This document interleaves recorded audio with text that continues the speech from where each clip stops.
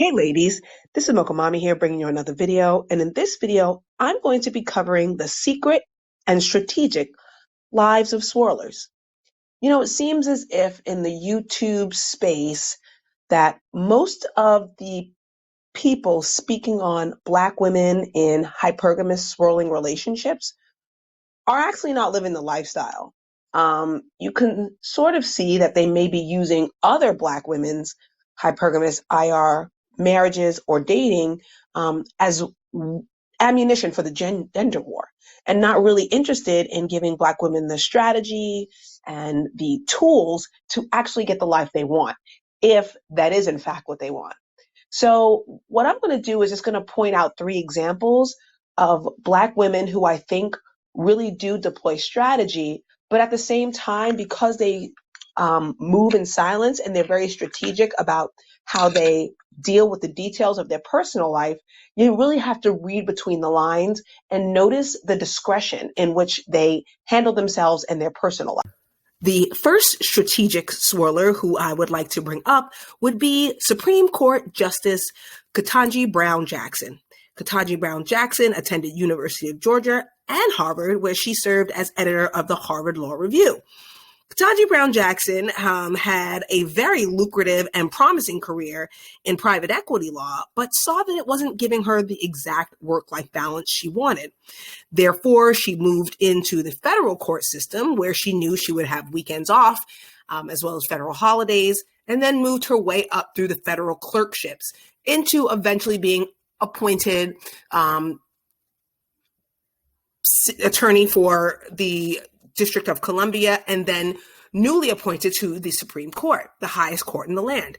Ketanji Brown Jackson was very strategic in ways where she was actively participating in a lot of clerkships, internships, fellowships, and research collectives while she was in school.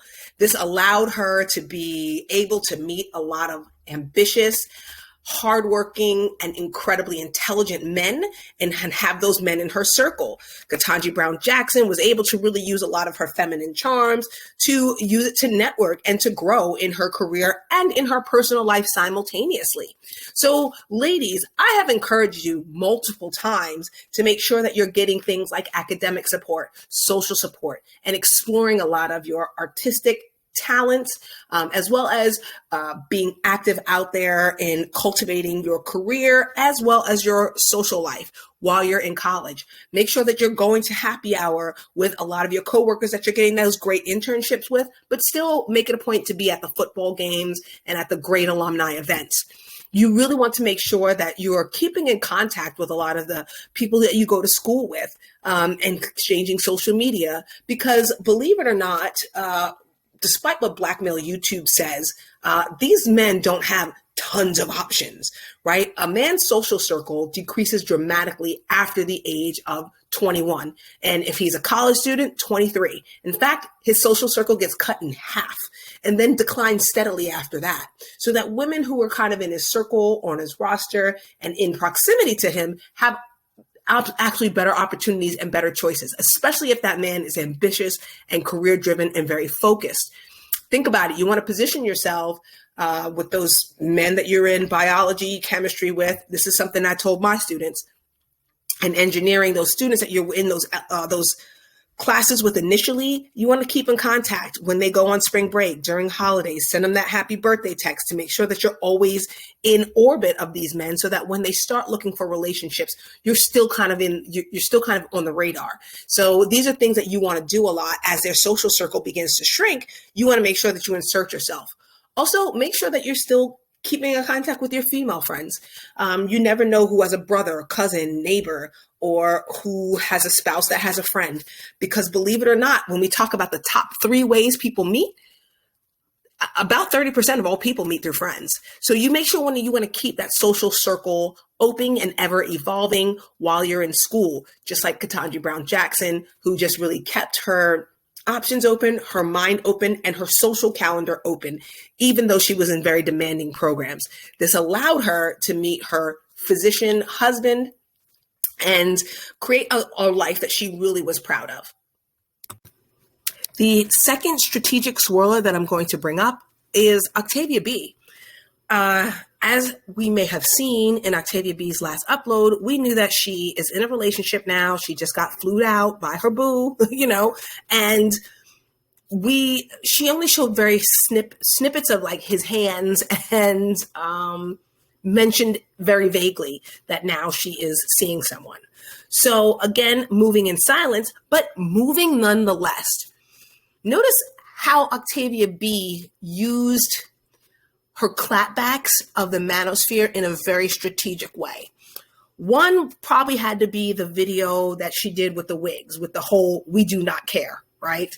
The second, she had mentioned the suited content creator because apparently there was an upload that she did that brought some of his viewers and his Kitten Heels army, I guess, to her platform. And she was like, I'm not about to have this here. So she did cut that off pretty quickly. And then third thing she did was the whole I'm a 10, right? The I'm a 10 video. And of course, it just set them on fire. They went crazy in her comment section. The amount of views that it had was more views than she had ever had for any of her Instagram reels. But what she did was disable the comments. But then the fact that raised her in the Instagram algorithm helped her to better market herself to other brands that she really wanted to collaborate and align with. That strategy. So if you ladies are over here debating the manosphere, you better be growing a platform. You better be having some kind of business venture that you can market, because really it is not worth it unless you are getting something out of it. And Octavia B got something out of it. And she did it in a very classy way. I'm not going to be over here having dusties on my platform or debating with them, but you best believe if they're going to raise me in the algorithm where I can be seen by the brands that I want and I get the sponsorships that I want, then good for Octavia B. Okay, so the whole thing about Octavia B, she did something that I had also advised in one of my videos. I will leave the video clip and the description box below. But when she was going out, meeting and mingling and dating, she was going to these high-end areas and making sure she was taking pictures. Soho, Chelsea, Central Park West, and then was using those areas for her dating profile. Whether she was having coffee, drinks, out to dinner, out with friends, she was always making sure to meet and mingle in the right zip code. When she stayed in the Sonder homes, she made it a point to always have friends available who were social media influencers to take pictures. She also collaborated with a lot of other social media influencers so they can cross-pollinate each other's channels. So again, Octavia B was very strategic in how she used it to mix, mingle, and meet other people. And here's the thing about moving in silence. Ladies, you got to move. You can't just sit here quietly on YouTube, plucking around in comment sections and dissecting the words of content creators and weaponizing it against each and every person's platform. You have to get out there. Take some advice from Octavia B and me and just really put yourself out there, ladies. The next woman who I really want to promote is Tamron Hall. I really feel that you ladies should subscribe to Tamron Hall's show, the YouTube channel. Okay. She hits a lot of leveled up talking points.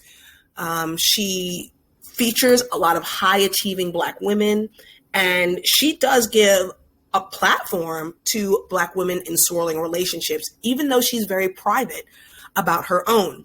Tamron Hall, or someone in Tamron Hall's staff, is very, very supportive of you going where you're celebrated. Someone in Tamron Hall's staff is very supportive of you living the life that you want. So my suggestion is to unsubscribe from some of these channels who are out here with these moot talking points, but actually subscribe to the women who are really living the life. Be sure to check my community tab as well as my Rachel Lindsay book club video to see how Tamron Hall has made it pretty clear that she's an ally to this movement. I know that as this movement grows, there are going to be some divergent ideologies.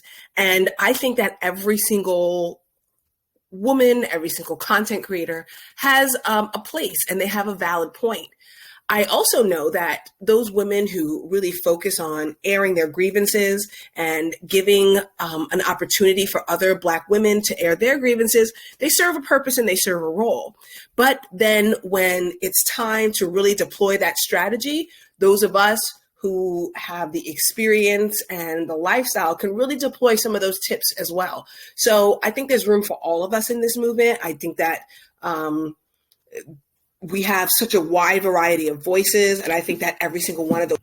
So if you're finding yourself stuck in a holding pattern or wanting to move forward but not really knowing how, my suggestion is take a short media break and let's read some of the books by some of the women who are living the lives that we want, and let's work on deploying strategy. And then when we come back to YouTube, social media, we can make sure that we're catering our needs to the platforms that are serving us the best. This is Mocha Mommy, and I'll see you in the next video.